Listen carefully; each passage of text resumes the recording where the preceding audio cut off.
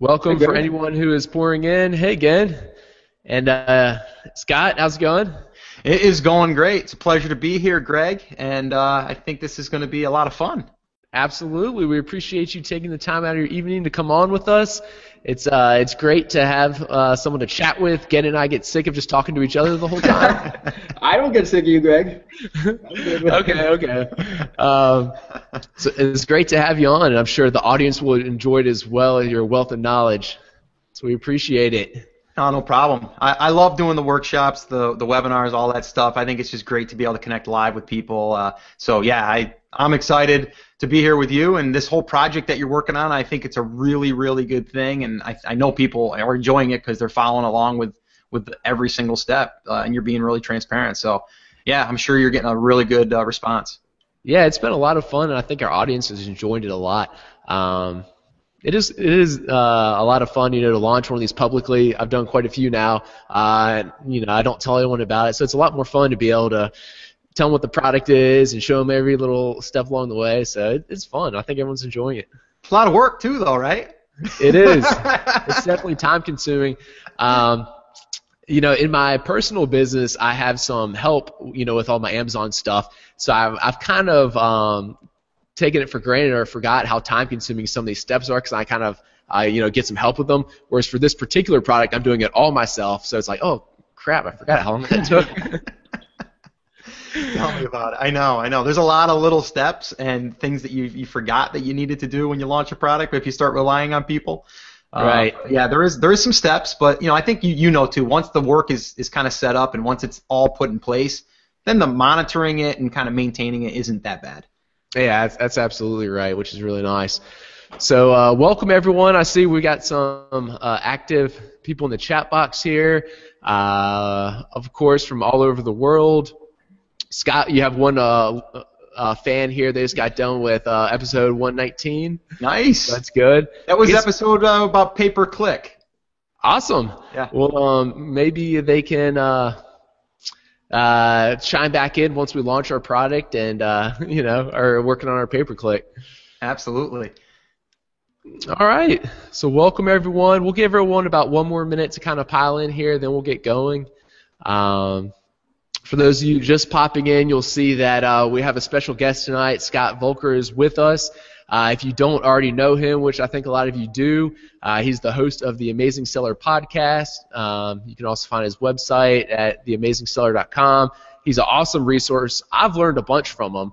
And we've been buzzed now for, I guess, about a year or so, right, Scott? Yeah, we have been, and it's gonna be time though. When I move to South Carolina, I know you said you've got a brother, I believe, in North Carolina, so we're gonna have to hook up and have that beer that we talked about. Yeah, no kidding. I guess at this point we're just internet buddies, We chat over Skype,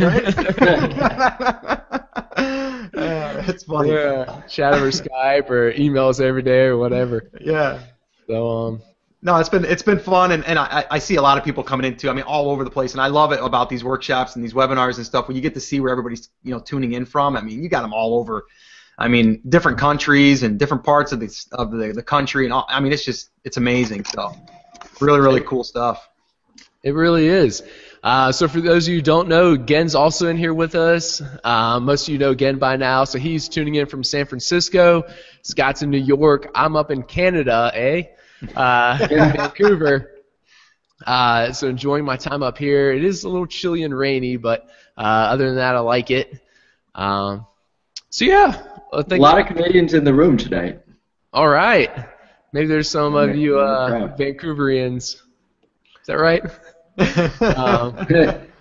I think we are getting a little bit of snow here in the mountains, so we might see if we can hit up Whistler this weekend. I think they're supposed to open, so that'll be fun. So I take it you're a skier then? Snowboarder,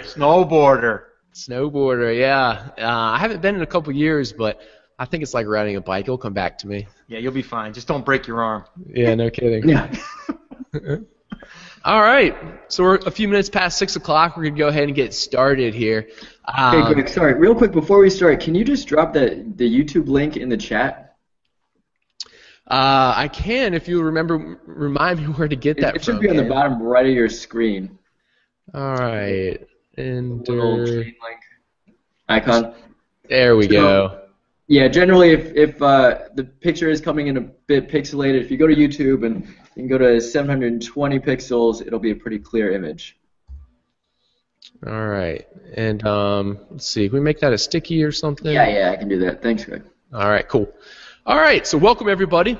For those of you who if it's your first time joining us, we are doing a collaborative product launch. We're having a lot of fun with it. Tonight's the fourth or fifth webinar of this series. So we started all the way from phase 1 doing the product research. We spent a couple nights on that. From there, we ordered samples, inspected the samples. We've been communicating with factories. We found a factory that we liked, and we've actually gone ahead and placed an order with them for 1,000 units. So we placed that order last week. So now we're in the stage of waiting for the factory to produce our product. It's only going to take them about 10 or 15 days to produce the product, which is actually a lot quicker than, to be honest, for any other factory I've ever worked with. So that's pretty good, only a 10 or 15 day lead time. For there, it'll take a few more days to ship to us. But we have a few weeks here where we're kind of in this pre-launch phase, waiting for the item to get to us. So tonight we're just going to kind of go over things you can do while you're in this pre-launch phase. We're going to work on setting up our listing and then answer any questions you have. So, yeah, to get started here, for those of you who don't know, the product we chose are bamboo marshmallow sticks. So they are 36 inches long, 5 millimeters in diameter, and they're what you can imagine used to roast over a campfire. You could put a hot dog on them or a marshmallow or whatever.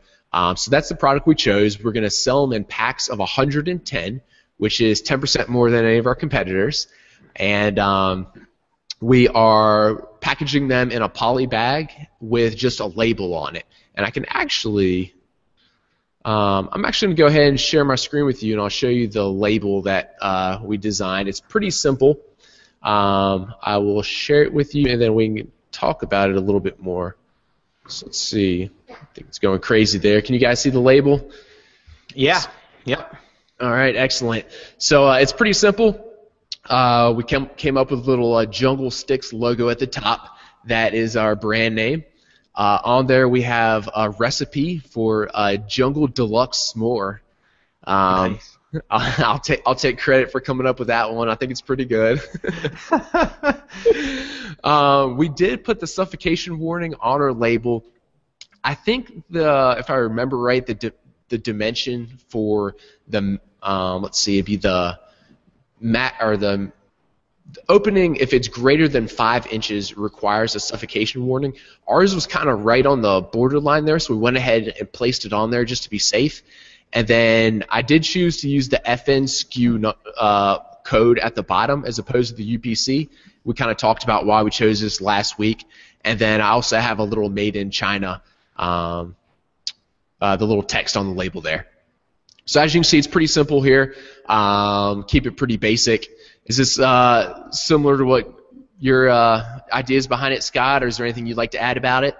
No, you did it perfectly. I mean, you've got the FNSQ there, which in the beginning I was always doing UPC and then having Amazon do it, which again we know it costs 20 cents. So this is the way I'm doing it now. I've learned, So yeah, that's exactly. That looks great. I love the Jungle Sticks too, by the way. That's pretty clever.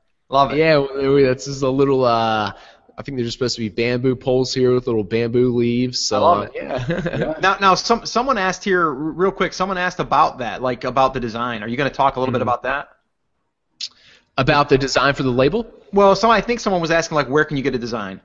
Yeah, it's a good question. So this one right here is actually probably simple enough that most of us could figure out how to make this on our own computer.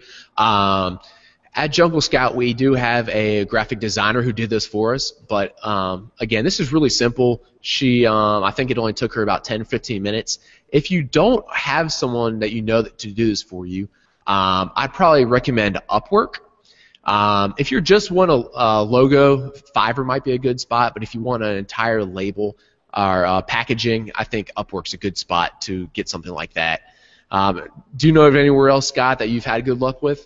No, I was going to say the same thing. I think for logo, you can get a cheap one, done if you were doing something like this. And Fiverr, Upwork, again, you can definitely find someone to do the whole job. And I mean, like you said, Greg, I mean, if you're not familiar with like Photoshop, don't worry about it. Use something like Canva. Canva is a great online, photo editing app, and they've got a lot of templates. You could probably knock this out in no time. Yeah, awesome. Yeah, if it's something a little like. Most of my products are actually boxes or some type of packaging that's a little more sophisticated for this. For this particular product, we chose to keep it really simple. So this is literally just a, let's see, it's 100 by 110 centimeters, I think, which is roughly 4 by 4 inches. So this is all it is a sticker going to look just like this, and we're just going to put it on each bag. Yeah, I love it. Yep. So, yeah, so then where we're at tonight is just kind of getting ready, while we wait for the factory to make our product. So real quick, let's just check out, our main keyword is likely going to be something like marshmallow sticks. So real quick, let's just check this out again. Keep in mind, we're doing these, which are these bamboo sticks, as opposed to any of these metal ones. We chose these because it's a little higher price point. They're very simple. They had good margins. So we can kind of just start by just checking out our competition right here and maybe getting some ideas of some keywords that wouldn't come to mind right away. So as I look at this page, I see marshmallow roasting sticks. I see s'more skewers. Hot dog forks probably wouldn't be quite as relative. They threw in fire pit, camping. Those are probably some good keywords. And real quick, I'm just doing this to get keyword ideas, either to put in my product description or the keywords in the back end of Amazon, and just and also just showing you guys kind of what our competition's like here. So did any of these jump out at you, Scott, that you think need to be included, or any comments here? No, I think you're doing it exactly the way that I would do it, and I think again, we're just building out the listing to start with, and from there it's a matter of then figuring it out along the way and optimizing along the way. I mean, once you start running pay per click, you're going to start to see other keywords that you might not have thought of as well.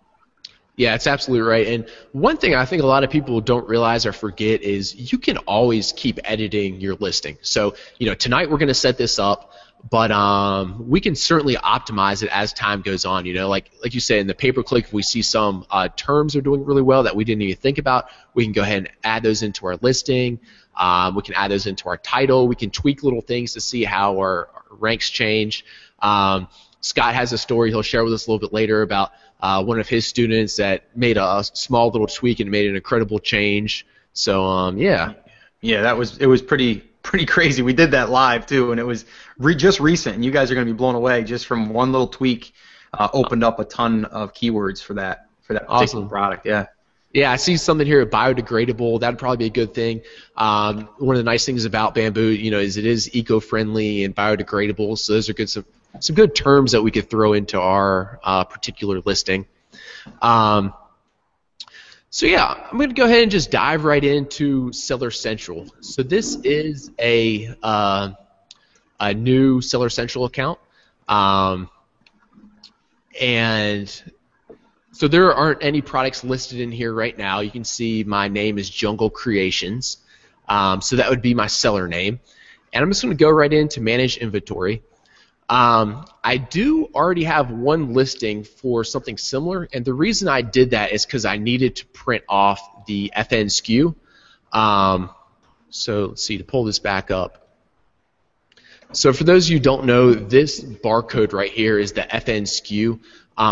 This is generated from Amazon, and this identifies not only the product but the seller who's selling it as well. So when Amazon scans this in their warehouse, they know what the product is and which seller is selling it. So to generate that, and keep this in mind when you do your listing, or excuse me, your packaging, that if you want to print the FN Skew on there, which as we kind of talked about last week, I think is the best option, you will need to set up a listing which we're doing tonight, and then I'll show you how to get that after you set up the listing. But for tonight's purposes, I'm going to go ahead and do a brand new one. So I'm just going to go here to inventory and select add a product. And Greg, just to clarify, you're not paying any monthly fee when you created an account, right? You do not have to pay a month. When you create an account, you can just sign up for the individual account as opposed to the professional seller's account. And with the individual account, it doesn't cost any money yet. Once you start selling on Amazon, you're probably going to want to upgrade to that professional seller's account, because as it works out, if you sell about 40 products a month or more, you're going to want the cost is the same between individual and professional. And if I remember right, I think there's some limitations to the individual account. I think maybe you can't do pay-per-click, and is that right, Scott? Do you remember? Yeah. There's no pay-per-click, and I believe also I think you save like $1 a listing too. I think every sale. I think it's something. Yeah, that's how I figured the 40. You break even at that, $40 a month, and then 40 times $1 savings. So yeah, but just to get your FN Skew, you don't need a professional seller's account. Yeah, exactly. So yeah, I went ahead and went to inventory, selected add a product. I already know this isn't in their catalog, so I don't even need to search for it. I'm just going to click right here, create a new product listing. And then from here, they're asking me to select a category. I could do this a few ways. And Scott might have some other ways here. And keep in mind, as we go through all this tonight, a lot of this stuff, there's no one or two right or wrong ways. I might be doing something a little bit differently than Scott. He might have some tips for me. I might have some tips for him. And then other things as far as optimizing your listing, a lot of it is just kind of theory. There's some things that we can prove. Other things you'll hear me tonight, I'll be completely honest, that I don't know if it makes a difference or not. I've heard that it has, but I've never been able to actually prove it. So keep in mind that there's definitely more than one or multiple right or wrong ways to do some of this stuff. Yeah. So we could search in here for something like we'll try March stick. Try to find a category for that. And then we'll just kind of look through some of these categories that are recommended and see. And the idea here, in my opinion, is just to find something that's relevant. Some people try to say find a subcategory that's less competitive. Personally, I don't ever really deal with that, because my opinion is I've never gone to Amazon and clicked through 10 subcategories to find the item I'm looking for. I always just make a search. Would you agree with that, Scott? Or 100%. I think category is just like bonus, because when someone first comes to that to Amazon, they're using a keyword. Once they click into a listing, now they're in a category, and if they do other searches, then they're doing it in that category. But I think just to kind of like you said, I mean, really right now you're just trying to get the listing up and running. You can email Seller Central and tell them what category you want to be put in after the fact. Yeah, that's a good point too. So right here, when I just look through these real quick, I don't see any that I love. So what I'm going to do real quick is just go into some of my competitors, see if they do have a subcategory that I like. Plates and cutlery, that's in industrial and scientific. I don't know if that's real relevant. Let me check out this other one. Barbecue skewers, I like that one. And patio, lawn, and garden, I think that's pretty relevant to this item. Yeah, I like that one a lot. Yeah, so I'm going to go ahead and type that in. All right. Barbecue skewers inside of barbecue tools. Cool. So I selected that. So now we are in the area where you actually set up your listing. So you'll see there's lots of fields here. Some are required, some aren't. We'll kind of just go through at least all of the main ones and talk about kind of ways you can optimize them, or good practice, for different areas, ways that we believe help to, either get people to find your item better or rank better or along those lines. So to start, we're in product name, and like I said before, keep in mind this can be adjusted down the road. So if I was just doing this real quick to just get my FN skew, I'd just throw something in here. But we can go ahead and try to optimize this. Again, I'm going to go back and look at some of my competition, and a good way to think about this is, what's kind of working well for other people. It's like, why is this guy able to rank up here? Why is this one able to rank up here? And then another good idea is you can use Amazon's, what would this be called? Auto fill-in, autocomplete or something? Yeah. So if I start to type in marshmallow, I can see, Amazon developed this to kind of read people's minds, So you can probably guess that marshmallow gets searched more than marshmallow gun, than marshmallow root, etc. And then also right there at the top, I don't know if this is shown to me from my search history or if this is a recommendation, but again, you can see marshmallow roasting sticks.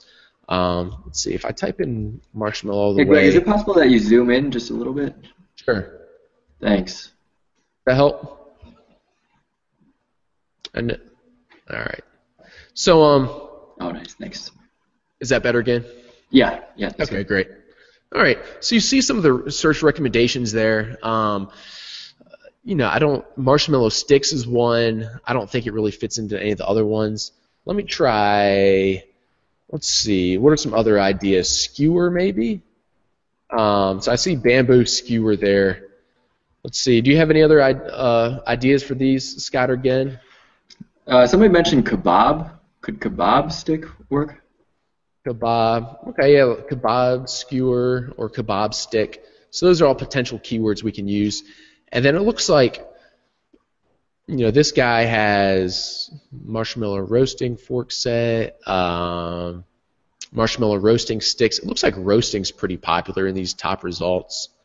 Yeah, it does. And I think bamboo is going to be probably one of your higher levels, I would think, because someone would probably be looking for them, especially like you said, if they're looking for a non-metal or something. So I think that would probably be in there. But marshmallow, definitely. I think roasting sticks, and I think bamboo should be probably in there somewhere. Okay, so let's go ahead and start let's try a marshmallow roasting stick. Let me see what a few of these others. Then let's do marshmallow roasting stick. What do you think here, Scott? Marshmallow roasting stick. I can do dash bamboo. Skewer, yeah, and I mean, I don't know. I mean, you did more research on this than I did, but I mean, is the size important? Are people searching? This was just about to say. Maybe throw in that it's 36 inches, which is that's long. That's the size of a yardstick. Yeah, it's 3 feet. And then what about how many it comes with? Does that matter? I mean, I don't know if people are searching for a certain number, or do you think that'd be better into the just the bullets? Yeah, I think we can go ahead and throw that in. See, if someone's got pack 100. Yeah. Yeah, and we actually have a pack of 110. So that's exactly. Let's say 36-inch pack of 110, and then we could just throw in some other keywords in here, like what about something like campfire? Would you have something in there about campfire? Again, I'm just throwing out ideas as I'm sitting here, but I mean, yeah, absolutely. I mean, if you've done the research and you haven't heard much about campfire, but I'm just thinking to myself, if I'm looking for sticks, I'm thinking campfire. I'm thinking maybe camping. I'm thinking maybe something that's going to be used for that, unless there's a different purpose. Certainly, yeah. We haven't done a ton of research until tonight, Scott. So any recommendations, feel free to throw them in there. But I think that's a good idea. Maybe I could say perfect for campfire. I used roasting. There's nothing against using it again, but I've heard hearsay that it's not required. Perfect for campfire cooking hot dogs. Yeah, that could be, because people could cook hot dogs on it. Corn, just corn, s'mores. So would it be redundant or not good to include wooden? I was just checking out the keyword planner. If it's bamboo and wooden. Yeah, I think that's actually good because wooden people not necessarily might be thinking bamboo. They're just going to think they want wood. So that's true. And here's the other thing I think people should realize, right? This doesn't have to be perfect, right? You're just trying to fill it out. But what's going to happen is when you start running your pay-per-click, you're going to be able to see actual customer searches that have found that are being in your listing is showing impressions for. Mm-hmm. That's where you're going to start getting the data, and that's where you're going to start fine-tuning this listing. But right now, I think you're like almost there, right? And then it's like you move on to the next because you're going to see this stuff once you start running your pay-per-click. Yeah, it's absolutely right. So yeah, I think this is pretty good. We have marshmallow roasting steak, bamboo wooden skewer. We have the length and the size of the pack, and we say perfect for campfire cooking, hot dogs, s'mores, and what'd you say, corn again? We could throw that in there too. Yeah. And then I don't know how many characters this is. You'll see that we have max of 250. So again, like Scott said, we can always come back once we get some information from actual sales and put them in here. So what do you guys think about building it out as a brand? Like for this, we might only just do bamboo marshmallow sticks, but supposing we wanted to build a product line here, would you include jungle sticks? Would that help? Personally, me in the beginning, I wouldn't. I would do that probably later because right now in the beginning, it isn't going to help you. There's no search for that. No one's going to search for jungle sticks right now because you're not a known brand. When you start becoming a little bit more known, that's when I would probably start including it because now I've developed that brand. I don't know, Greg, are you? Yeah, I was about to say the same thing as you, Scott. I agree. I don't think anyone except maybe the audience following along with our launch here knows about Jungle Sticks. It's not a super popular brand yet. Will be, but so I'm going to go ahead and just leave that out. And then I will put that here in the manufacturer. Sure. And be completely honest with you, I don't know. I mean, I guess one manufacturer like Microsoft, I guess, has different brands like the Surface and whatever else. I guess that's when you use these separately. I always just fill in the same thing. Maybe do you know more about that, Scott? No, I think that's fine because your main seller's account is going to be your main brand. This is like an umbrella brand underneath that. Sure. And then a lot of this stuff, guys, isn't required to fill in. My idea behind most of it is if you have something that's relevant or true, you can go ahead and just throw it in there. I don't know what part of it really helps that much and what doesn't, but it doesn't hurt to have the information in there. Some of the stuff we will just skip over though, because it's like, okay, I can see manufacturer part number would work well if I was looking for a replacement part for my oven. But it's like I don't think people are going to be searching part numbers for jungle sticks. If I wanted to, I could put something in here like maybe the size 36 sticks or whatever. I don't know how much of a difference it's going to make. I will go ahead and fill some of these other ones in, like package quantity. I know there's going to be 110 in a package. This is a text version of the item size, so I could say something like 36 inch by, I know 5 millimeters. I don't know for sure what that is in standard. I guess it would be about, I don't know. I think less than a quarter inch. Again, I'll go ahead and put 5 millimeters from now.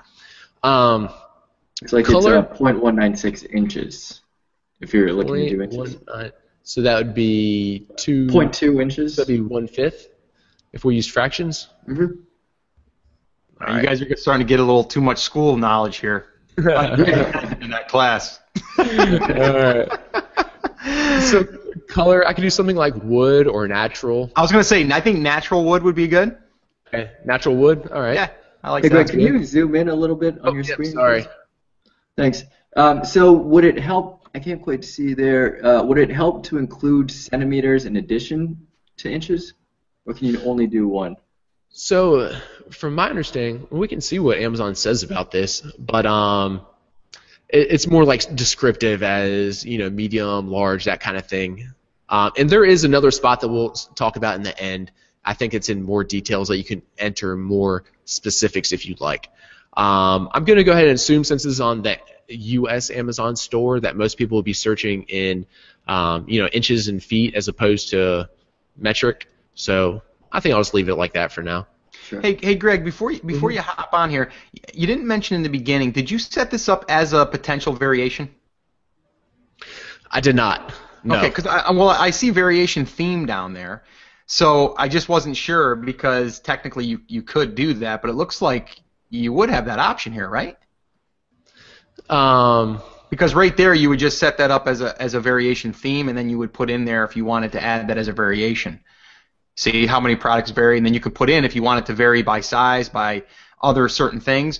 I've been telling people, I learned from my first experience, from my first product, that I missed that, and I should have, because to go ahead and not that you're ever going to have a variation. I don't know. Maybe you would add a variation of a 2-pack of the 110, right? Mm-hmm. Or a 5-pack, right?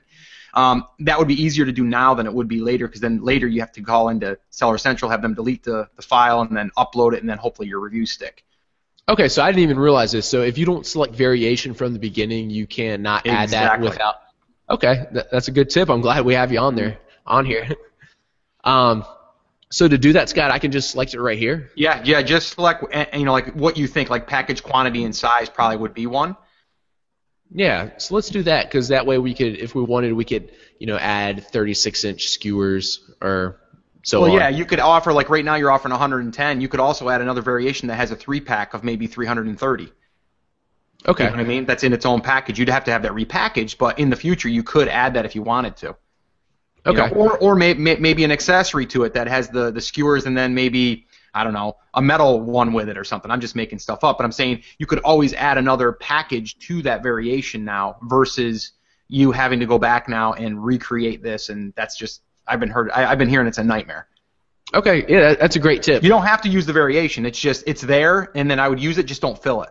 Just have the one variation right now. Mm-hmm. Right, okay. And then, then on the next page is when we fill out the variations. All right, yep. Cool. Let's see. I don't ever select this. Same thing with this one. I think we go on to the next page. Am I forgetting anything here? The only thing is, if you have other products, which you don't right now, but just to point this out, where it says related product ID, that's a good place too to put identifiers in for another product if you ever have one. So just to kind of point that out. Yep, that's a good call. So, down the line, if we add, more products to the Jungle Sticks or Jungle Creations brand, we'll put them in there, and hopefully that tells Amazon to favor those items, and the customers who bought this also bought, and so on. Exactly.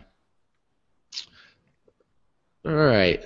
So for this one, package quantity 110, and size we're just going to do 36 inches. Yep. I think I can just leave those. Yep. Next. All right. So now we're on the offer. And a lot of this you don't need to fill out, especially right now that you don't know it.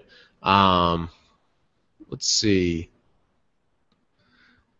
Yeah, a lot of that stuff you don't need to fill out. I mean, if you wanted to, you could do imported if you wanted to. I've sometimes left them out, but imported if you wanted to, that would be the only other one. Other than that, I don't think anything in there you really need to do. Yeah, we'll go ahead and just do this. Like Scott says, I don't think it's required, but that's all right. Shipping method, I am going to, so this bottom one, I want Amazon to ship and provide customer service for my items if they sell. That would be the FBA option. Yep. Whereas this top one would be the fulfilled by merchant option. So I'm going to keep that bottom one selected. I can go on to the next page here. So we don't have any photos right now. I used to actually upload kind of a dummy photo in here, but I'm pretty sure you can actually create the listing without it, so I'm not even going to do it. Is that right, Scott? Yeah, I'm pretty sure you can, but I mean, worst case, you could always upload just your label. Yeah, exactly. Or, right, something I found on Google Images or whatever. Because, guys, keep in mind, this listing, since there's no inventory, it's not going to be live on Amazon. We're just doing this because we're being proactive. We're waiting for our products to be manufactured in China. So we can go ahead and have all this ready so that when those products arrive, same day that we receive them, we can go ahead and ship them into Amazon and start making some money. So I'm going to go ahead and go to the next one. All right, so this is when the description and keywords tabs here, these are items that are going to hopefully affect your conversion rates. They hopefully are going to affect your SEO inside of Amazon. So I'll talk about some of the things that I normally do that I've either seen or I've heard that has helped. But keep in mind, this is the area that we were talking about that, since Amazon, just like Google or anyone else, doesn't actually release how their search algorithm works, a lot of it, some of it can be tested. Other stuff is, like old wives' tales that someone started a long time ago and people are going along with. So yeah. Let me just point one little tip out here. If you're at this stage and you're not in a hurry to fill all this stuff out, what you might want to do, and I've played around with this and it does kind of work. But you know how your URL, when you see a listing, you can see like up in the top of the URL, you'll actually see some keywords put in there, and you can't say what you want it to be, right? You just can't. Like that one there. See, it's marshmallow roasting, rotating, telescopic accessories, right? Well, there's no way to really make that happen, right? It's just a lot of times it comes from your title, and then it comes into your bullets, and it might come into your description. If you want to try to almost force that, put your title in and leave the description and the bullets out for right now, and then let Amazon index it as that, and then when you go back in, it might keep that as your standard URL. So for Google stuff, when Google's trying to find yours, they'll find that helps you rank in Google. So again, not necessarily saying it's going to 100% help you right now, but it's just something that you could do while you're not in a hurry to get it launched. Cool. That's another thing that I've never tried or seen before, Scott. So that's a good tip. I'm gonna have to try that sometime now. Yeah, I actually recently just tried it and it worked pretty good. Cool. So did you? We're getting a little sidetracked here, but did you do a shorter title than you normally would with just the keywords you were trying to nail? Yeah, I really just went after like top level keywords, like big keywords that I didn't think that I would necessarily rank for a while. And I put them in the first, and they did stick in the first 3, and then after the first 3, I think what's it give you there? It gives you like 5. Is kind of how it does it. So kind of use them, and you can see here, this person might not have did that, so that's why you see marshmallow roasting, and then you see sticks, and then you see other things, because it probably had other things to choose from out of that title. But if you give it less things to choose from, it will probably use only what it has. Right. Yeah, that makes sense. Yeah, that makes total sense, and that's actually a pretty cool little tip that I haven't heard before. Because obviously this person, rotating and accessories, those probably aren't two very good keywords for them. So I'm sure they would like to have something else there if possible. Yeah, it's worth a shot. You know what I mean? Like it's like Amazon has its own way of doing things, so you don't really know. But it'd be interesting to see by you leaving that stuff out and then maybe seeing what the link is that it gives us. Then that'll kind of also say what it did for your listing. Yeah, cool. So Scott, just to clarify, you're saying put in the title, leave the description blank, and then you'll start ranking for those main keywords. You won't necessarily start ranking, but your title is probably one of the main drivers for ranking. And not just ranking in Amazon, but ranking in Google. Got it. Because if we can rank outside of Amazon just by having keywords where we want them and then being picked up, that's just bonus traffic, right? Yeah, absolutely. And as Scott is kind of talking about here, guys, we can abort this at any point by just clicking save and finish, and we can come back to it another time. So Exactly. He's saying he just puts the title in there back here at the vital info, and that's what we're talking about there, and then trying to kind of encourage Amazon to use those for the, what are these called? Canonical or something? Yeah, you said it better than I would have. Okay. But yeah, and again, we really want the main ones that are first. So we want like marshmallow roasting or marshmallow sticks. Like we want that somewhere in the title. So if we want them, then we probably should leave the rest out and then just keep what we have in there in the title and see what happens. And a way that you could possibly force that, again, is if you've seen that it wasn't what you wanted to, then change the title and then minimize what you have in the title until you come back and see how that's kind of affected it. So, again, it's testing things, and you're not in a hurry, so why not just keep what you have and then see what happens when you go ahead and finalize it. Cool. Awesome tip. Great. So Greg in the chat room said that some of the options, once you do fill in, you can't change. you guys experienced that? And if so, specifically, which options would those be? I'm not personally familiar with that. I don't think I've filled out, I guess, that deep of stuff. I've done the main stuff and then some stuff like you did, Greg, as far as like 36-inch and 110. Like those you should be able to change because those things are going to change. But maybe if it's model number or something, I don't know. I've never experienced that. You may not be able to change the UPC. I'm not sure. That's true. Yeah. I'm trying to think what other ones. But, yeah, I don't think I've personally run into that problem. As Scott was kind of saying, it sounds like I've never tried to change whether an item has variations or not, but it sounds like you might have to email Seller Central for that. I would imagine most things you would be able to change if you emailed Seller Central and say, hey, I messed up on this. This is why. Because keep in mind, Amazon wants to have a great catalog, accurate product. So, sure. But yeah, I'm not familiar with any other fields. I'm sorry. Okay. So. Yeah, so in here, now we're looking at the key product features and product description. So if we look at a listing, the key product features are going to be these 5 bullet points right here. So it looks kind of funny when you're zoomed in too much. If you go to an Amazon page, and most of the time they're right here unless the listing looks a little different, but there's going to be some main bullet points. And then if you scroll down a little bit further, you're going to see the product description. So when I am making my setting up my listing, that's where you're going to input these right here. So these are your 1, 2, 3, 4, 5 bullet points, and then we have our product description down here. Yeah, just go back to that listing real quick, Greg. Sure. And I just want people to see, go to the bullets. All right. And just so people can see what this person did was actually what I tell people to do as well, is capitalize your first power words in a sense, right? The ones that are going to draw attention. It also makes it break so you can read it better. And I mean, the only thing I would say here just by looking at this is, and they're doing okay, don't get me wrong, they're selling, pretty decent, but, superior experience, that doesn't really tell me a benefit necessarily. I mean, okay, so superior, I would want to hear more about the benefits of it and then some features, So again, you got to be a little crafty with it, but it's things you can change as well. But safe for you and your family, that's good, right? That's a benefit. Highest quality, yeah, I guess that could be a benefit. The best choice, I guess that gets your attention to read best marshmallow roasting sticks for every camp chef. Again, you can get a lot of ideas for keywords too just by looking through someone else's listing and see what else they've been kind of pulling in there. They've already kind of done that work for you. But anyway, I just wanted to point that out. And the 100% satisfaction guarantee, I like it where that is. A lot of people will put that in their title. It's against terms of service, number one. And number two, it doesn't do you any good up there. No one's searching for a 100% satisfaction guarantee, right?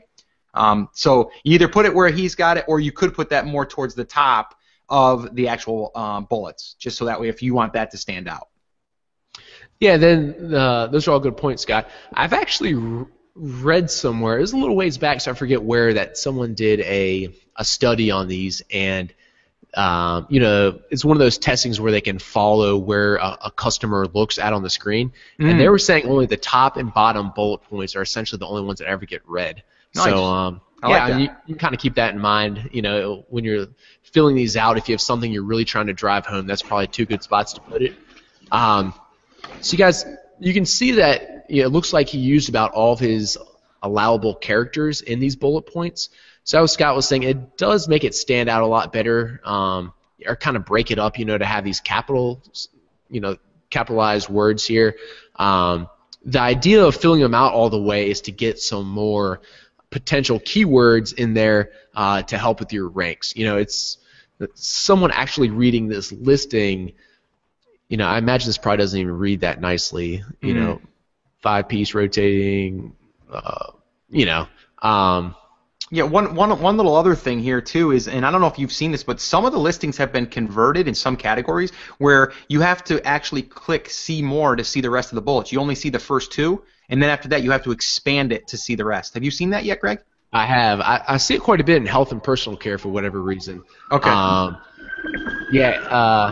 Amazon's funny, they're kind of always testing new stuff. I'm sure they have numbers, whether those convert better. If they do, one day we might see all the listings look like that, or we might see them start testing something else. But yeah, if you do end up having a listing that has one of those, you can only see like the top 2, or I think it's actually like a certain amount of characters, but that's always a time that you could go back and adjust your listing so that you can see or you can put your main points in the area that you want the customers to see. Yeah. So hey guys. Yep. Sorry, I don't mean to backtrack, but we have some people that were still had questions about, Scott, your point about leaving the title blank, because when you were talking, it actually switched to you, and we couldn't see Greg's screen. So, Greg, if you could just quickly review that and show us your screen, that'd be great. Yeah, so I'll go over that so you can make sure you see my screen, or we could turn me on presenter, I guess. But I just clicked onto a listing right here from the Amazon search page, and right after Amazon.com, I'm seeing some keywords right here. I forget the particular name of these keywords. I'm just going to mess it up if I say it, so I won't again.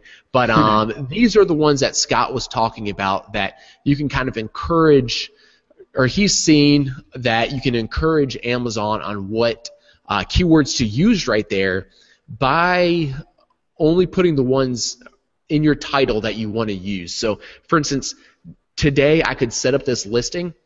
I could go to some of the only information I could put in here would be like the product name of the keywords that I wanted or that were really important to me or that I wanted to rank for. I could then go ahead and save this, and the idea there is hopefully Amazon would set up the listing in using the keywords that I wanted them to use. So, yeah. Thank you. Uh-huh. All right, so we can go ahead and fill out a few of these bullet points. This is usually something that personally, I'm not a very good copywriter.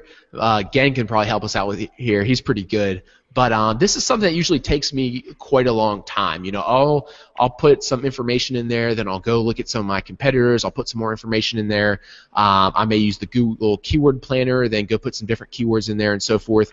And again, this always can be adjusted, so it's not the end of the world by any means if you don't like your first set in there. But so let's see Again, you can help us out here. What would be one of our main benefits of our particular bamboo sticks?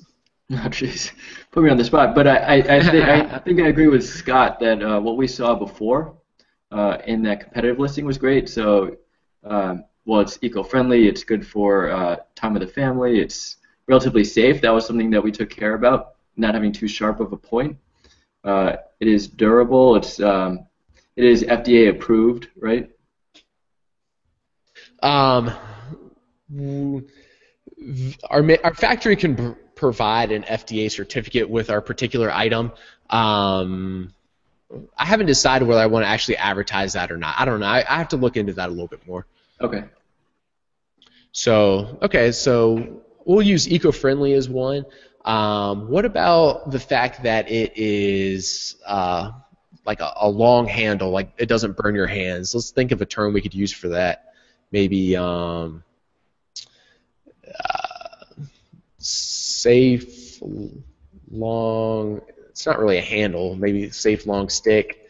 Something else we can say durable, eco-friendly. We can go ahead and put in the 100% satisfaction guarantee. Are they reusable or multi-purpose? Talking hot dogs, marshmallows, kebabs. Sure, I think either of those. I think they would be reusable, at least.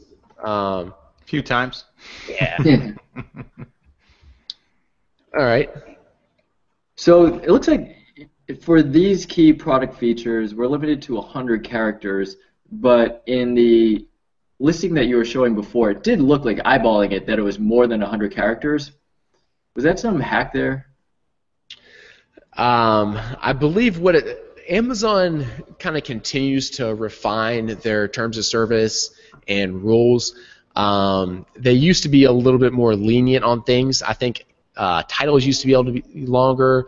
The bullet points used to be longer, and I think they're kind of continuously adjusting this. Is that right, Scott? Yeah, I mean, all titles are different. They've changed since I've started. So some titles can be 250, some can be 100, some can be 75. I think it is changing. So put in as much until they tell you to stop. You know what I mean? Like, you're only going to be able to put in so much. And right now, again, guys, I wouldn't overthink it. I would just get it filled out and kind of keep going. You know what I mean? Like, I wouldn't overthink it because, I mean, again, you're doing this on the fly. I'd want to do some research. I'd want to look at 3-4 different listings and kind of run through some of those and get my own ideas and kind of reword it in my own voice, you know? Sure, absolutely. Or hire someone. Yeah. or maybe even you just have a family or friend that's good at copywriting. But yeah, the idea here is we want to use some main keywords, and then we want to try to fill out the. I guess there's two main points of the bullet points. One is to help you rank for keywords, and two is to try to help conversions on your listing. So you kind of have to weigh and balance both of those. And honestly, Greg, though, I honestly think this is my personal opinion, and I could be totally wrong, but I believe your images, your title, and your price is what's going to sell, pretty much. And then the bullets is going to help you when someone's really starting to kind of do a little bit more research maybe, or maybe trying to look for something that they want to see that this stick has. The reviews are going to sell it more than the bullets, in my opinion, as well. So the bullets really, to me, are more for ranking. I would think, and for not just ranking here inside of Amazon, I'm talking about like even pay-per-click helping you be relevant. So you're saying more words the better. I would fill it up as much as you can, and don't worry about it being like the best copy in the world because I don't believe people are reading every word in there. Sure. I don't. I think if you know that someone in this market is looking for a 36-inch and all they can find is 30, then you better put 36-inch in there as one of your main features, right? You want it to be that thing that people are looking for. Safety or it's eco-friendly or whatever, right? Those are the main drivers. But the other words that you're putting in there, they're just to kind of like I think also give you relevancy when you try to go for pay-per-click. When you're in pay-per-click, and if you don't have those keywords anywhere in your listing, they're not going to rank you for that. You know what I mean? It's just they're not relevant. Mm-hmm. So, yeah, and I agree with that. I know when I go to an Amazon listing, I look at all the pictures, I look at the price, I scroll down, I read the reviews, and then I either add to cart or I find something different. Pretty much, yeah. Yeah, and I would imagine most buyers are similar to me. So, yeah. So as you guys can see here, you can fill this out. I've started to do it a little bit. Ideally, we would continue to keep filling this out all the way till it stops us. We can get ideas from our competitors. We could get ideas from. I haven't really gone over this yet, which I was. This is the Google Keyword Planner. I do believe you have to sign up for either an analytics or an AdWords account to get access to it. But if you click on Tools, it is free. It is free, yes. If we go to Tools and then click on Keyword Planner, I'm just going to do this real quick. What did I do wrong there? Maybe I signed out. Yeah, you might have auto signed out. All right. So I'm on the Keyword Planner. You can search for new keywords using a phrase. So I could type in like marshmallow stick, and you can fine-tune all the stuff down there if you want. But Google will give you other ideas that are similar to that search term and tell you how much traffic they get on Google. Of course, this is going to be a little bit different than Amazon, but this is just to get ideas. So maybe I click on the second one. And some other ideas besides marshmallow stick are s'more sticks, s'mores on a stick, sticks for s'mores. If I go back, Greg, if you actually click on the keyword tab, keyword ideas tab, then you can see them all. Good call there again. And I guess I can sort. Filter, yeah. So we can sort this by what gets the most searches. So having marshmallows in there is going to be good. I don't know about chocolate-covered marshmallows, but marshmallow roasting stick. I might want to put something about a fire in there, s'mores maker, s'more sticks, kebab sticks. These are all good ideas to include in my title or my description or my bullet points. One other little tip here, too, is if you took your competitor, you took their URL and you put it in on the one before the screen before this, and you went into the website, the landing page, you put that in there, it'll actually look at their listing. Oh, cool. I've never done that either. So you're saying you go to the keyword planner. I'll take my competitor here. Yep, take their URL, copy that. Into which one? Well, just put it in like you're going to go for the keyword, search for new keywords and phrases, and then where it says landing page, Paste copy that and hit get ideas. There you go. Aha, another cool little hack. Man, I'm glad we had you on the show tonight, Scott. That's cool. Okay. Neat. Yeah, so, I mean, they might turn back some similar ones, but it's going to give you everything that's in that listing that it could be ranking for. Sure. Okay. In Google, obviously. Right. Very cool. Okay, so yeah, those are some more great ideas. Grill accessories, I mean, you know, who knows, campfire cooking, you know, those are some bigger keywords. They might not be 100% on par, but they're just going to give you more ideas. Right. So what's your opinion here on like head terms, like main really competitive ones versus long tail where it'll be smaller volume but really honed in customer base? Really, to be honest with you, like right now, you're just kind of like guessing, you know, and the pay-per-click is really when you're gonna be able to hone in, because nothing else matters right now other than what they're searching for inside of Amazon, because that's what we're going after. So when you can start pulling those reports after you ran a week's worth of pay-per-click and you start going into the customer searched keywords, and that's gold. That's like pure gold, because that's actual keyed in searches that they put in, and then you're going to start really honing in on those. So that's going to really where you're going to be able to refine this. Again, I like to tell people it's a process. It's not something you're going to set up today and let it go and go, oh, this is great. If you want to just throw it up and see what happens, great. But you're going to want to keep honing in. You know, the data's there. You know. Yep. All right. So if we get back to our setting up our listing here, again, we've gone over the product description. There's not too much to say about this. It's telling us it allows 2,000 characters. There is one thing. They do allow a few different HTML tags.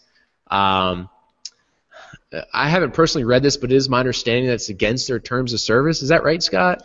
Yeah, that's what I'm hearing, but I mean, some people are still putting in HTML and they're getting it. And I got to be honest again on the product description. I don't know, probably a few percent might go and read it, but it's going to kind of do the same thing that you did there. You kind of reiterate it. They used a little bit here. You can see to bold it. They used caps again to break it. They did some bullets. But again, I heard the same thing. And to be quite honest with you, I mean, I don't think it's going to make one bit of difference, really.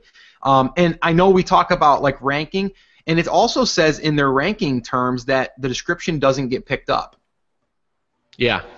You know, but does that mean you should ignore it? No. You know, I mean, they say one thing, but, you know, other things have been happening. So I would put it in there anyway, and also I think just for relevancy. Whether it helps you rank or not, if it's going to help you start being able to be seen in pay-per-click because you're relevant because of the stuff that's in the description. Right. Yeah, I agree with that. So just for those of you who don't know, so you can see like this right here is in bold. There's a line break right here. If you did want to do this, you know, you can, I think, to do the lines, you use P for paragraphs. This would be like, so if I also wanted to bold it, I could put in a B for bold. This would be like a top header, and then I would close that out by using first my bold. I would close that, and then my paragraph, and then when I type something after this, this would be the next line. And then you can go on and on. If you choose to do that, it appears Amazon still allows it everywhere, and a lot of people are doing that. We have warned you that we did hear it was against the terms. I don't know if they really care, but that might be something you want to keep in mind. I imagine they would just at some point say, hey, you have to take that HTML out of your description. So, but yeah, you know, as we kind of talk about it here, just go ahead and fill this out to your best of your ability. You can always change a little bit later. And yeah, we'll go ahead and move on here to the keywords. We're already close to 7 o'clock here. We just have a few more things to hit on. So maybe Scott can answer this question. This is a good one. As long as I've been selling on Amazon, platinum keywords has always been here, but I've never been allowed to use it. Do you know what the deal is with this, Scott? I think that's for upper level sellers, bigger brands, I think. So you're approved for that? I don't think it makes a bit of difference for us. Yeah. So I mean, yeah, we won't go into it too much, but I've always, it's like, why did they even show that to me? I've never been allowed to use it. Yeah, I mean, if they allow you to put stuff in there, put stuff in there. But if it's grayed out and you can't, then you can't. Right. So for the search terms, I'm going to let Scott share his story here, but essentially we want to put in all of the terms that we'd like to rank for. So again, we can get those from the Google Keyword Planner. We can get those from how Amazon automatically fills in. So if we type in bamboo, we might be able to get some ideas of other things people are searching for. And then Scott, why don't you? This is the area that was happening in, correct? Yeah, exactly it. So and, share your story with everyone. Yeah, okay, so the other night we have a class hangout that we do every other week with my private class, and we were basically doing a little hangout, and one of my students just recently listed her product, and she said, Scott, I turned on pay-per-click, and I ran an auto campaign, and then I started doing a suggested bid campaign, and when I did that, I'm only getting 2 keywords. And I'm like, really? You should be getting like 50 to 100 minimum, because what it's doing is it's scraping your listing, and then from there it's telling you like suggested keywords. Like Amazon's looking at your listing and saying this is the keywords that you should target, right? Well, she was only showing up for 2. So I said, that's kind of strange. Let me ask you, do you have commas in there? And she said, yeah, actually I do. I said, well, let's try this first. I don't use commas. I didn't think you were supposed to use commas. Let's see if this makes a difference. Pull the commas out, and then we'll see what happens. And I thought it would take a couple days. That was at the beginning of our hour hangout that we had. By the end, she chimed back in and she said, Scott, you'll never believe it. I pulled all the commas out. Now I'm ranking, or not ranking, but now I'm getting suggested keywords of about 100 plus. So instantly, by taking the commas out of there, she was able to start being exposed for these other keywords. So whether that would have hurt her in ranking organically or not, it definitely hurt her in the pay-per-click game. So keep the commas out. All you need is... That's funny because I've always kept them out just because, again, it's one of those things that I've just kind of heard. Didn't really know if it made a difference or not, but just didn't know. But see how they got an example down there with commas? Yeah, that is funny, right? Right? So I don't know if they did that just to show that you can have different keywords, and then people weren't going to put the comma in there, but people are putting commas in there, and then that's where there's going to be a problem. So whether that's going to hurt you or not in the organic game, I don't know, but it did hurt her in the suggested keyword game. Right. So what he's talking about here is when we fill these out, we're not going to put any commas here. I've heard that you also don't need to, like, I have sticks, that you don't need to also put stick. I guess that's true. Just use it once, guys. If you're doing bamboo sticks, that's all you have to use it. Now just continue to build that out. And because what they're going to do is they're going to pull from bamboo, and if sticks is in line 3, they're going to pull from sticks down there, because now you've nested all of them together, and you have this pool of keywords, and then they're going to start pulling them from those searches. Cool. And then you'll notice right here I can't complete it. I've run out of space, so I'm just going to go down to the next line and start typing in more keywords. And again, same spots, Keyword Planner or Amazon or whatever. That's the area you want to put those in there.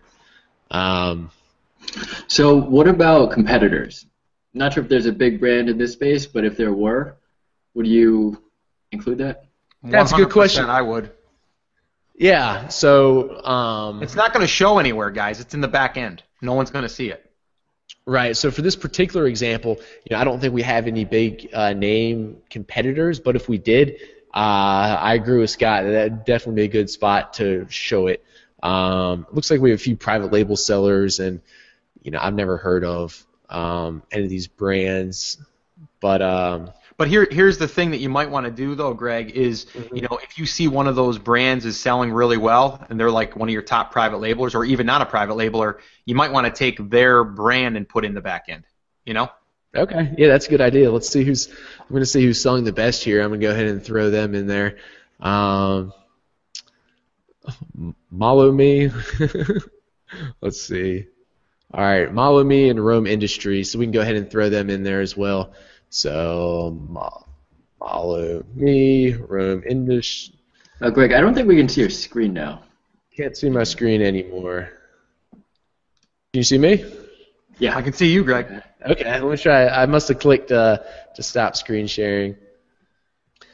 All right. That should work. Can you see me again? Yeah. All right, excellent. So cool. So yeah, that's where you're going to put in your search terms. We have a few items left down here.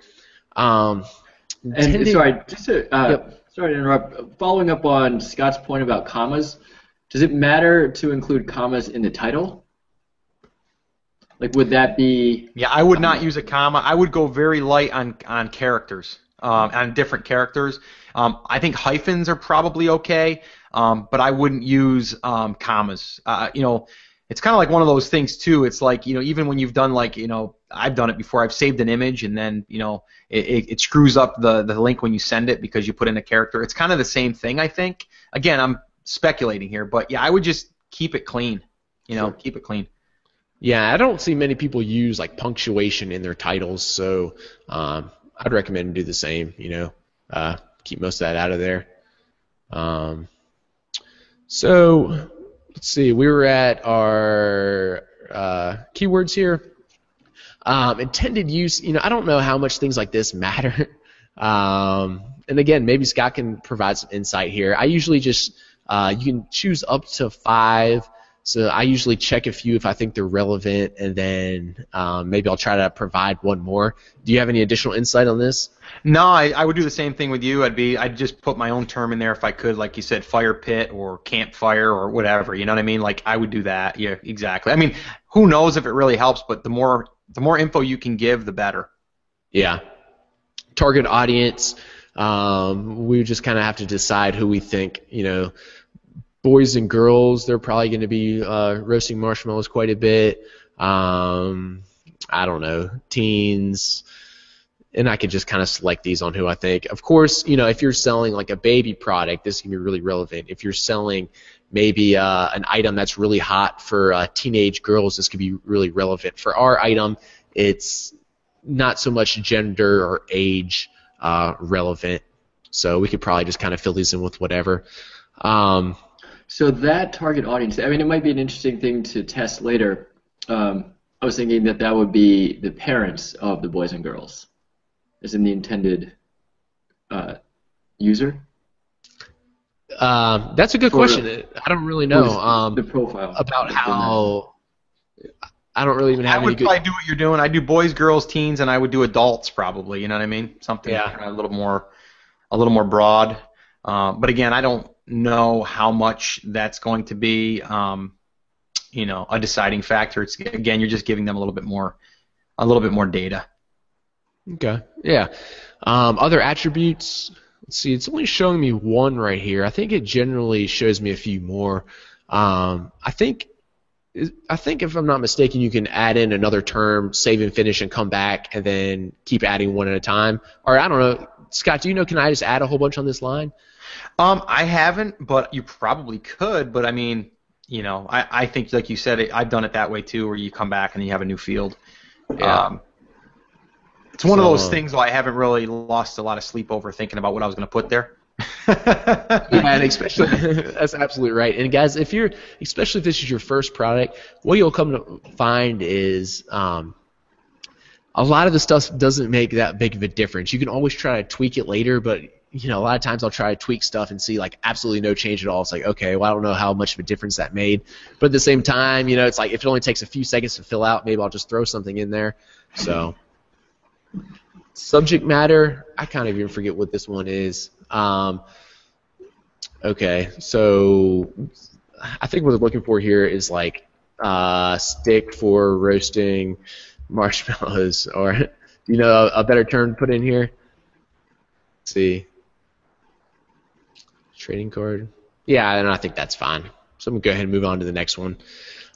This one, the more detailed section, I don't fill out a lot of stuff in here. You can see most of it isn't going to be relevant. There are a few things that I do fill out. We can go over them. The suggested retail price, let me show you where this shows up. If I look at a listing and it says list price $24.99, they have it crossed out and they show the price it's selling for on Amazon, that is going to be, this is the price that they have crossed out. Does this really make any difference? Probably not, but I'll go ahead and just fill it out. I think we decided we're going to list this probably for around $27. Maybe I'll put $39.99. Did I lose my screen again? We did, yeah. Wonder why that's happening. Sorry, guys. Hang in there, Greg. Hang in there. you're on the home stretch. Let's see here. Give my computer a little rub. Only a little while longer, little guy.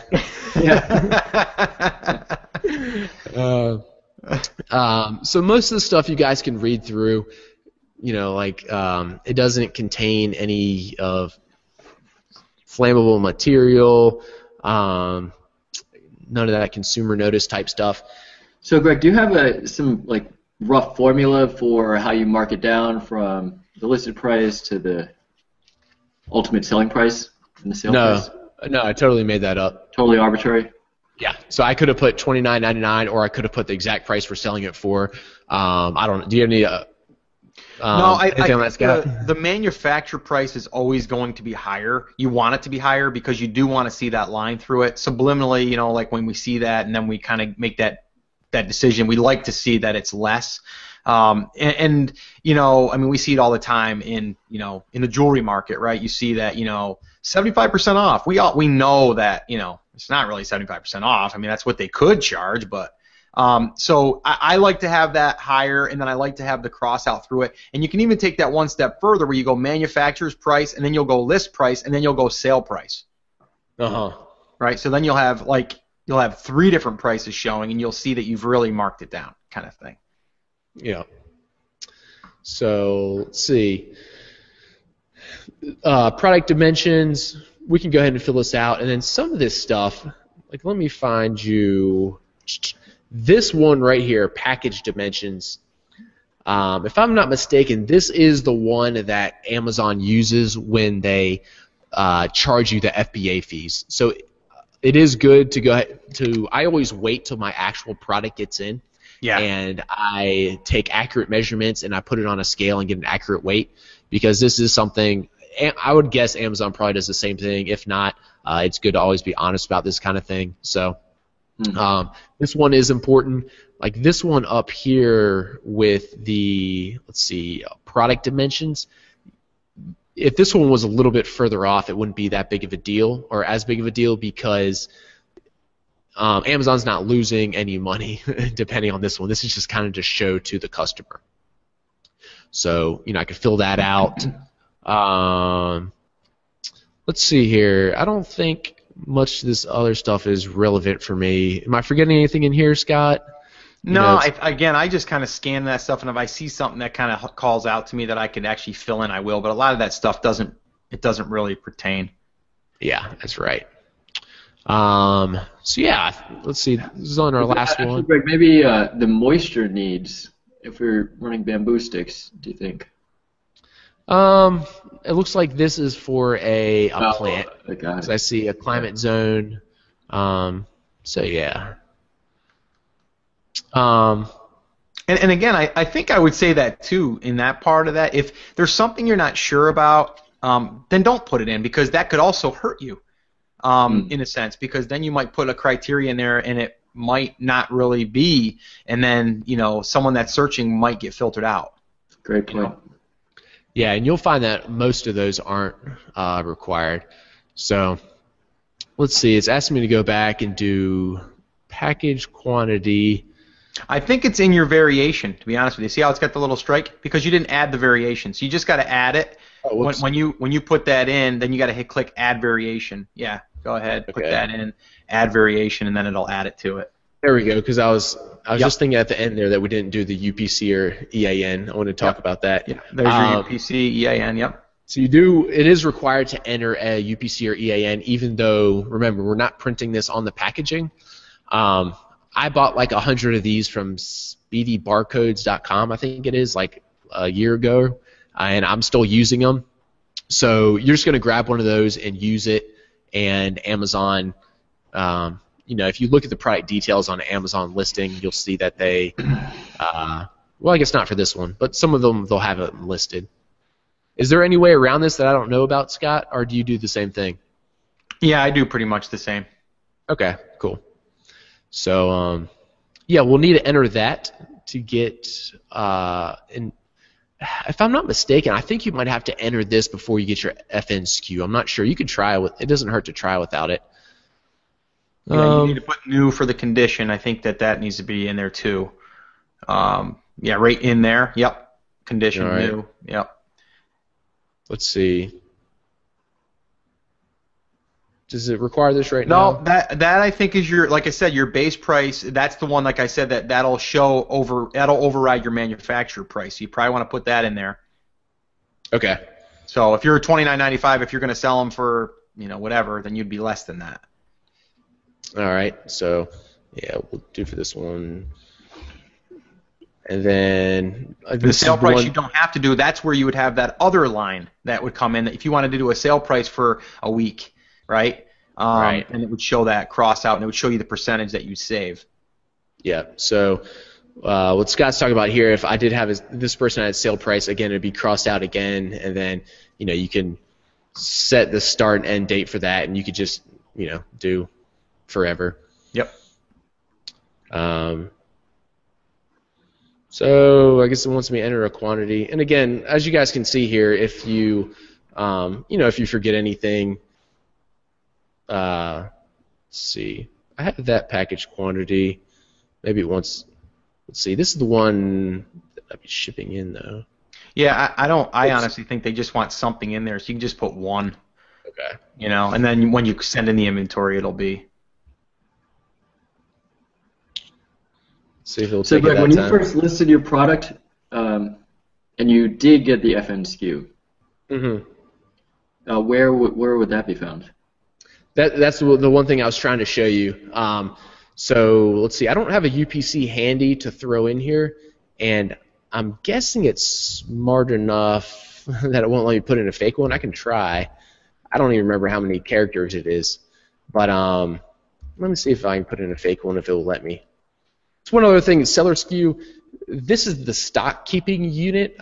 I think they should use a better term than this because it's kind of confusing. But you can put whatever you want in here, and this would be for like. If I had a factory, so that I would know or a warehouse, I would know in my warehouse where it was located.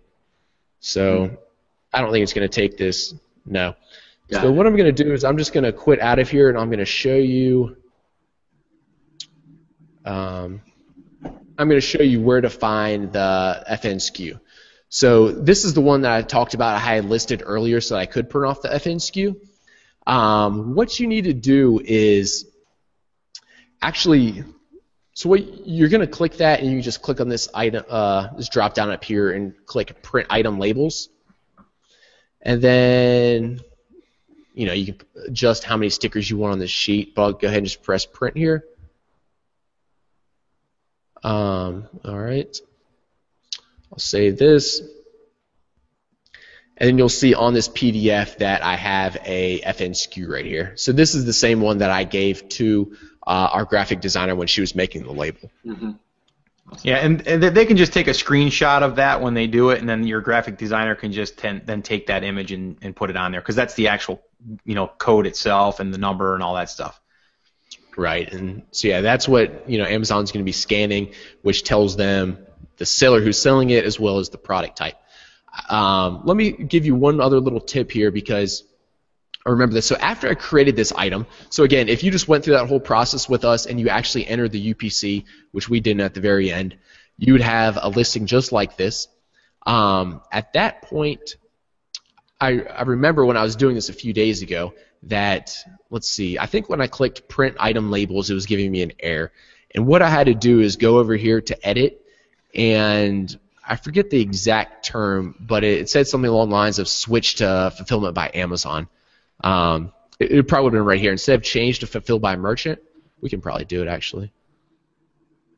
Sure, convert it.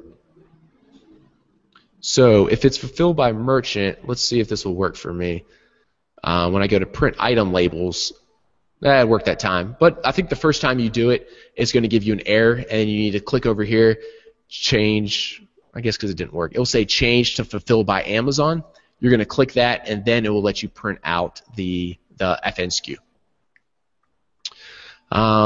So yeah, what am I forgetting here, guys? Anything? No, I think you're ready to rock and roll. You got a listing built, and you're through that stage. I would say you're all set to go. My only thing is when that product gets there and you're ready to send that in. Make sure your images are all in place and try to get them babies done as soon as possible. So if you don't have your product yet that you can take pictures with, you're probably going to want to do that like ASAP.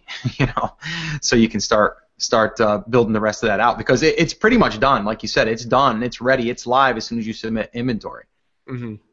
Yeah, that's exactly right. So, at this point, we would, if I get off this call with you guys, I'll go in there and maybe fine-tune some of the stuff that just like, the product description, I only typed a few words in there. That's the kind of thing I could just kind of finish out. And then I can't stress the importance of good images enough. It's really important. So we're going to take really good pictures of our bamboo sticks. And then, as far as what we do now, though, at this point we're kind of waiting around for the factory to produce it. If everything goes to schedule, I think on December 4th is when we're scheduled to get our first shipment in of 10 cases. At that point, we will try to quickly take some product images and then ship that right into Amazon so we can start making some sales. So, do we have any good questions you want to answer real quick, Gen? There were some questions about the taxes. I think somebody was answering them, but how you set up the sales taxes to be collected from Amazon. That's probably something that I'm not real qualified to talk about. I'm not a legal advisor or a tax consultant. Yeah. Go to TaxJar. Yeah, TaxJar could help you out with that. I feel like I know a little bit about it now, but I would hate to give someone the wrong advice and they get in trouble for it. So check out TaxJar or do a Google search to find someone a lot smarter than me that can help you out with that. I think TaxJar is a great resource, and there's a lot of data on there. And I've heard mixed things from people not collecting at all. I've heard people collecting only in their own home state, and I've heard people collecting in all of the states that the warehouses are housing inventory. So there's a mix of opinions and what people are doing. So again, you have to really, I guess, talk to someone. Look into TaxJar. That's what I would recommend. And then, as far as the shipping, Greg, you mentioned that you're going to get it at your warehouses, do a quality inspection, and then send it to Amazon using Amazon's rates. Yeah, how are you going to go about that? That's exactly right. So maybe next webinar we can kind of talk about that a little bit more. But what I'll do is I'll just create a fulfillment order.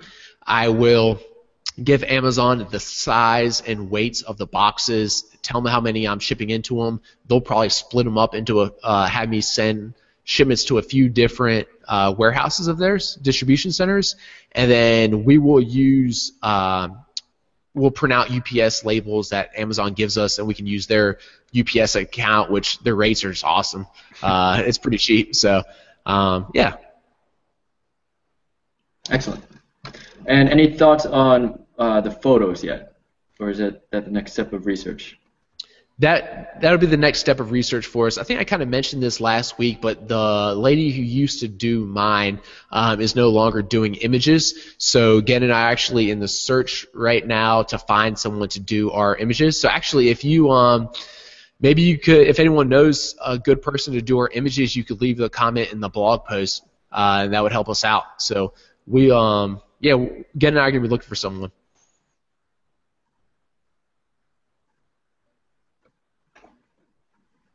All right. Are there any other popular questions coming through again that we want to handle before we wrap things up? No, I think we've covered most of it. A lot towards the end about photos, but that will be the next webinar, right?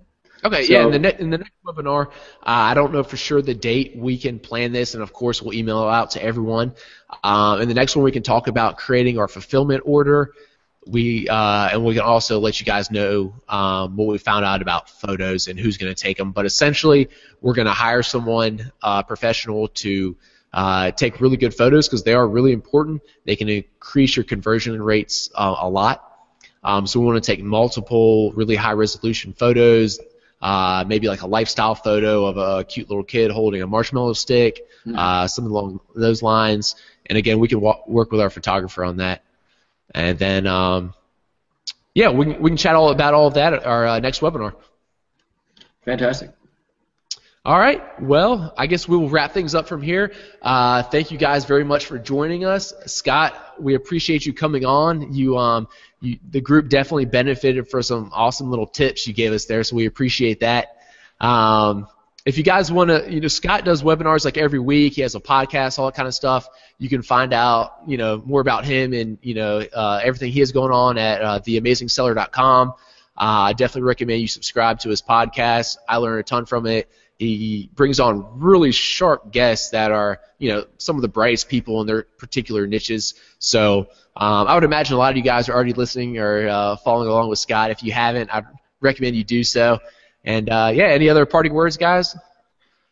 No, I really just want to say thanks for having me on, and it was a lot of fun. I love talking about this stuff, you know that, and some people they'll refer to you or I or anyone in this space as like an expert, and you can just tell clearly that we're not experts, right? We're people that have done it. We're a little further along maybe than others, and we're always learning. And I mean, I'm learning just from having guests on my podcast and talking to you, and just really getting yourself out there and networking with people and just understanding the business a little better. But yeah, this has been fun. I really appreciate you having me on.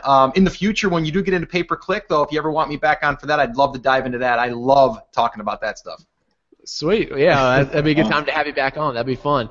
Yeah. So, speaking of networking, guys, if you don't have anyone that, available to kind of talk to about this stuff, if you join our Facebook group, the Amazon FBA Competitive Edge, that's a good spot.